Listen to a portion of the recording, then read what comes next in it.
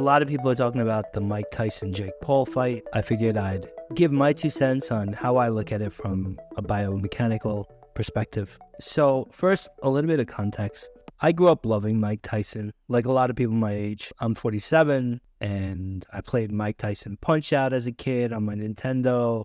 I grew up in New York, in a suburb, and I really like even Mike today. So I've watched Mike. I watched his podcast when he had a podcast for a little while, and I've watched him on other people's podcasts, and I think he's turned into this really kind of just good person. And I've also watched Jake Paul for the last couple of years. Both him and Logan. My kid got me into YouTube maybe 3 years ago, and I started watching first a lot of Logan, and I started, when you watch Logan, you watch some of Jake, and I have respect for them. Like, I think he's a businessman, and he's a very smart one, and he just knows social really well. And so I think the idea for this fight is a great idea, regardless of the controversy. And everyone's making a big deal of the age. So there's about a 30-year age difference. Jake's 27, Mike's 57. And that seems to be the only thing people are talking about, right? And when I look at it, for me, age absolutely means nothing. And I talk about this in the past, but it's really about the skull, the spine, and you can tell a lot about the spine by movement.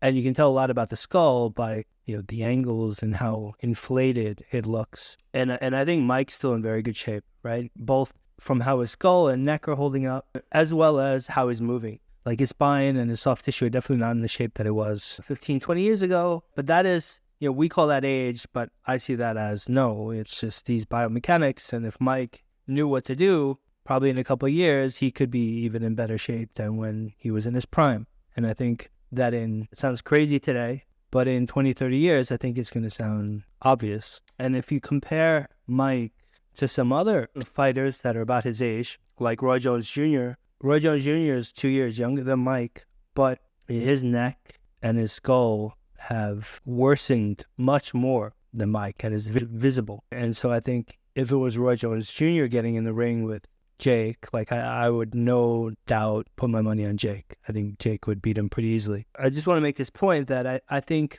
later, people are just not going to look at it like this. People are not going to look at age and make such a big deal out of it because they're going to understand. They're going to talk about people. When they watch fights, they're going to talk about the structure. They're going to talk about the shape of the body, the shape of the skull, the quality of the neck. That is how people are going to talk in, I don't know how long, but maybe 20, 30 years, because they're going to understand that is what counts. Age means nothing. And if you go into the biology, right, my biology is a bit old, but I used to read quite a bit 20, 30 years ago. And I remember even then, a lot of, they were looking into, do cells age? Is there some programmed death cycle in cells? And they couldn't find. There were some secondary things that they thought might be related to aging. Otherwise, they didn't understand why people die, because cells don't really die. I think that's what they're going to conclude more and more, that your actual age means nothing, right? And you see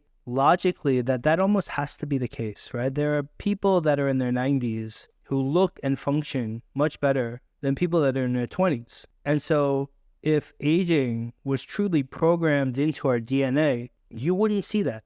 Right? And yet you see it all the time. Also, one other thing that people say, people say that Jake looked kind of fat. And this is another thing that I think is a mistake, is that people assume because you have a bit of a belly, you're way out of shape. And yet when you watch really top athletes who let themselves go even just a little bit, maybe they eat a lot for a while and they stop their training, they'll put on what looks like a big belly. And the reason why it looks like a big belly is because their spine is very good. On a person with a very good spine, they don't have to put on much weight to look like they have a belly. It is the people who look really skinny and have no ass. Those are the people whose spines are really screwed up. And it's kind of during that transition as you're improving, I've seen this on my own body a few times, you go from having no ass and being really screwed up to then all of a sudden looking like you're chubby, right? And that's honestly, that's where I am today. And you'll see, because this is exactly what I did in around 16, that as the spine continues to correct more and more towards when I'm really towards the end, this just shapes into the ideal shape of a human body. And so I look at this as just the natural evolution. Anyone with a very good spine, as they start to let themselves go a little bit, is going to look like they're chubby. And it is towards the end of their life when they will again look very skinny and have no ass. And that is when they're really, screwed. So I just think people understand this the wrong way. And You can look at Usain Bolt.